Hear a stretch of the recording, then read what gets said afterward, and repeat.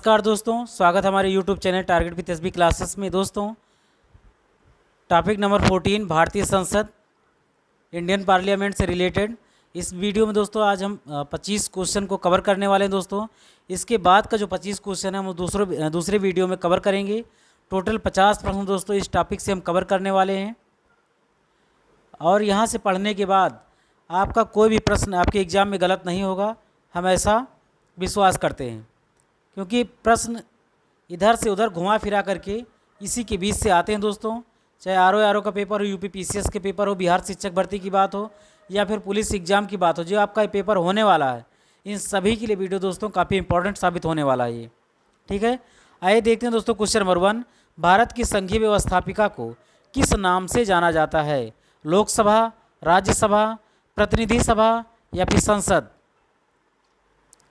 दोस्तों, संघीय व्यवस्थापिका है जो दोस्तों उसको संसद के नाम से जाना जाता है। किस नाम से जाना जाता है? संसद के नाम से जाना जाता है। भारतीय संसद के कितने सदन हैं? 1, 2, 3 या फिर 4? दोस्तों 2 सदन हैं। कितने सदन हैं? 2 सदन हैं, एक राज्यसभा और एक लोकसभा। कितने सदन हैं? 2 सदन हैं। संसद के किस सदन को प्रतिनिधि सभा भी कहा जाता है? यानी कि इसमें जनता की भागीदारी होती है और इसमें लोगों को, जो उनके प्रतिनिधि होते हैं, सांसद होते हैं, इसमें जनता उसको चुन करके प्रतिनिधि को अपने भेजती है। कहाँ पर? लोकसभा में, राज्यसभा में, दोनों में या फिर इनमें से किसी में भी नहीं। तो सही आंसर दोस्तों आपका लोकसभा। जैसे लोकसभा का चुनाव 2024 चल रहा है इस समय। ठीक है, तो जिस भी कैंडिडेट को अगर आप चुनाव में जितवा करके भेजते हैं तो ही आपका क्या हो जाता है? प्रतिनिधि हो जाता है। यानी कि आपने किसी व्यक्ति को चुना, वही जाकर के आपके संसद में बैठेगा और आपका प्रतिनिधि करेगा। वो 5 साल तक आपकी बातों को लोकसभा में रखेगा। क्वेश्चन नंबर 4, संसद का लोकप्रिय सदन कौन सा है? लोकसभा, राज्यसभा, उपर्युक्त दोनों या इनमें से कोई नहीं? तो सही आंसर दोस्तों आपका लोकसभा। लोकसभा क्या दोस्तों? लोकप्रिय सदन है। क्यों? क्योंकि ये लोगों के द्वारा इसमें प्रतिनिधियों को चुना जाता है, आपके सांसदों को। क्वेश्चन नंबर 5, संसद का अस्थायी सदन कौन सा है? लोकसभा, राज्यसभा, उपर्युक्त दोनों या फिर इनमें से कोई नहीं? दोस्तों, अस्थायी सदन है, इसका मतलब इसको भंग नहीं किया जा सकता, इसको समाप्त नहीं किया जा सकता। वह दोस्तों आपका राज्यसभा। लोकसभा दोस्तों 5 साल के बाद इसमें चुनाव होता है, उसके पहले इसको भंग कर दिया जाता है।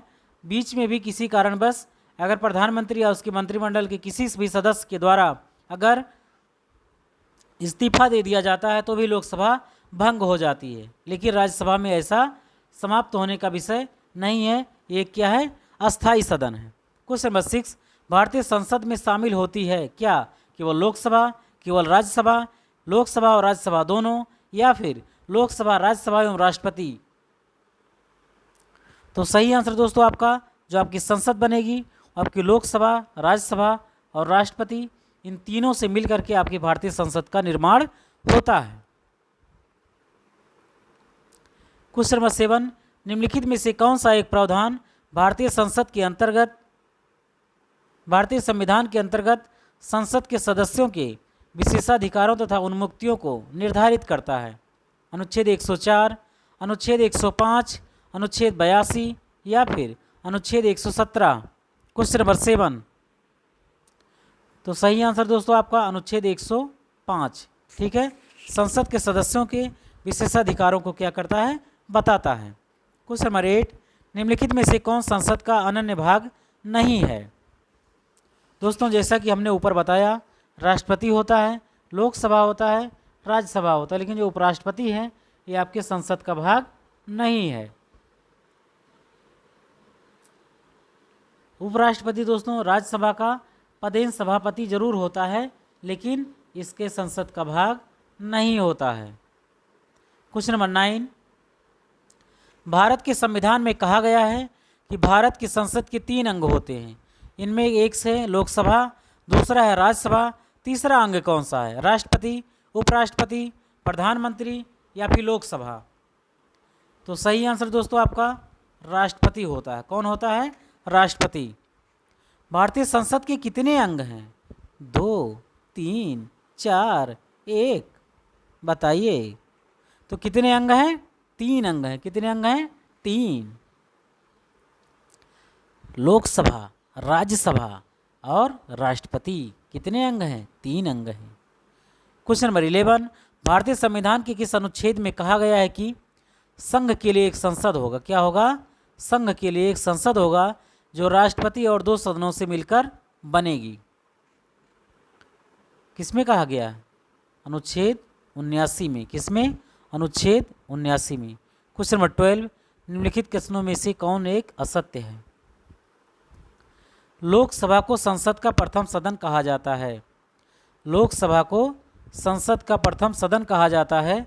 राज्यसभा को संसद का द्वितीय सदन कहा जाता है। राज्यसभा एक अस्थायी सदन है। लोकसभा संसद का लोकप्रिय सदन है। लोकसभा संसद का लोकप्रिय सदन सही है। राज्यसभा एक अस्थायी सदन है। ये बात क्या है? यहीं पर गलत साबित हो जाती है। लोकसभा को संसद का प्रथम सदन कहा जाता है। राज्यसभा को संसद का द्वितीय सदन कहा जाता है। ये बात सही है और ये भी सही है। ठीक है। ये क्या है? अस्थाई सदन है। इसको भंग नहीं किया जा सकता, इसका विघटन नहीं हो सकता। ठीक है।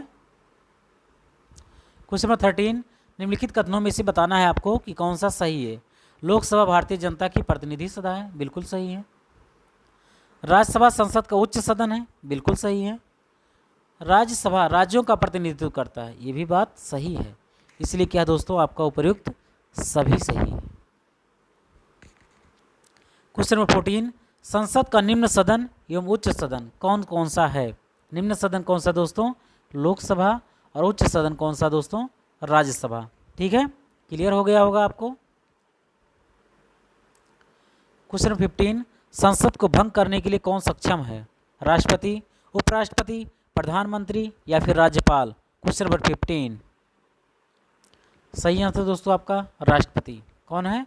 राष्ट्रपति। ऐसा कौन करता है? तो प्रधानमंत्री की आज्ञानुसार। ठीक है।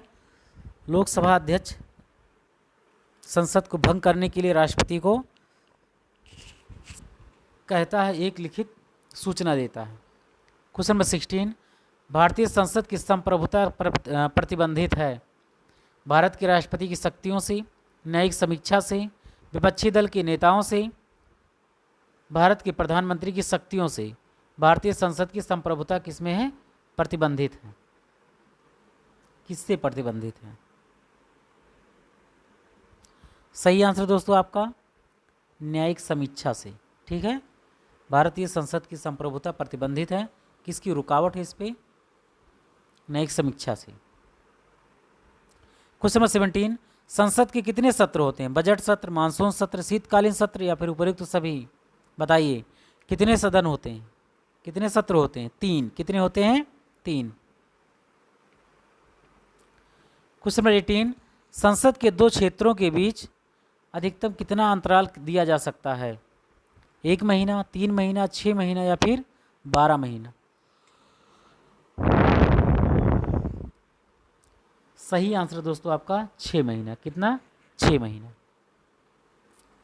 क्वेश्चन नंबर 19, संसद के दोनों सदनों का संयुक्त अधिवेशन आयोजित होता है किस लिए?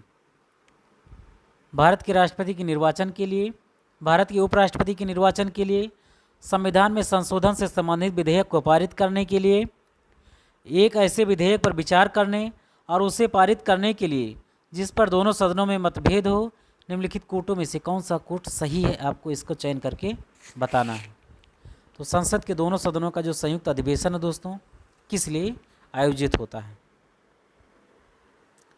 तो सही आंसर दोस्तों, जब दोनों सदनों पर, चाहे राज्यसभा हो या लोकसभा हो, अगर इसमें किसी विधेयक पर जो है मतभेद उत्पन्न हो जाता है, ठीक है, दोनों सदनों में, तो इसको दूर करने के लिए दोनों सदनों को क्या किया जाता है?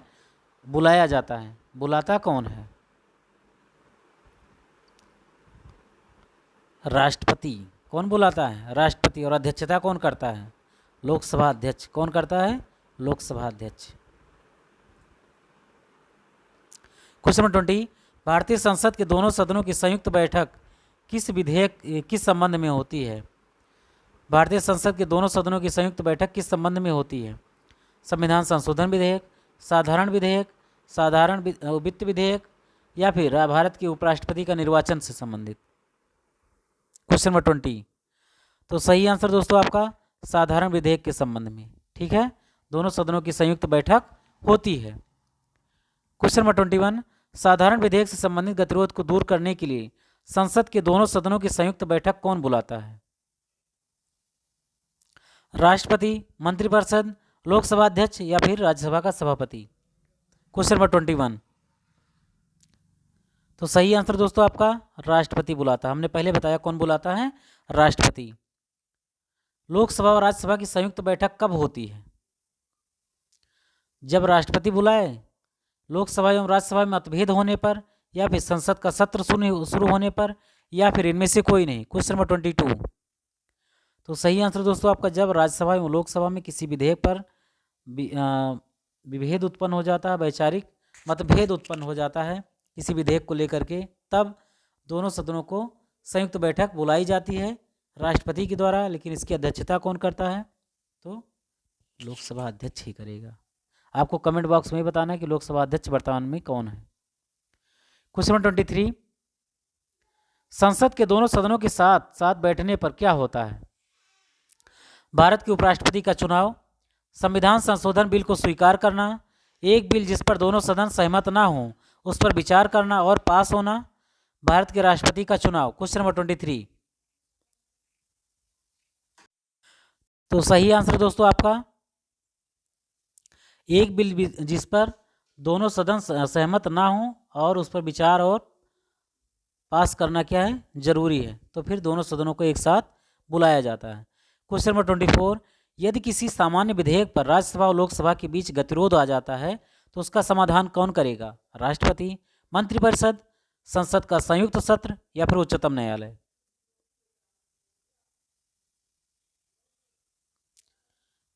तो सही आंसर दोस्तों आपका संसद का संयुक्त सत्र। ठीक है, ये क्या करेगा, गतिरोध का समाधान करेगा। फिर वोटिंग कराई जाती है साधारण विधेयक के द्वारा और फिर बहुमत में जो आता है दोस्तों उसके आधार पर डिसीजन ले लिया जाता है। राष्ट्रपति भी उसमें प्रेजेंट होते हैं। Question number 25। स्वतंत्र भारत के संसदीय इतिहास में अभी तक कितनी बार संयुक्त बैठक अधिवेशन बुलाई गई है? 2 बार, 4 बार, 3 बार या फिर 5 बार। Question number 25। सही आंसर दोस्तों आपका 3 बार। कितनी बार? 3 बार बुलाया गया। तो ये था दोस्तों आपके बीच में 25 क्वेश्चन। आई होप दोस्तों आपने इसको एंजॉय किया होगा, पसंद किया होगा।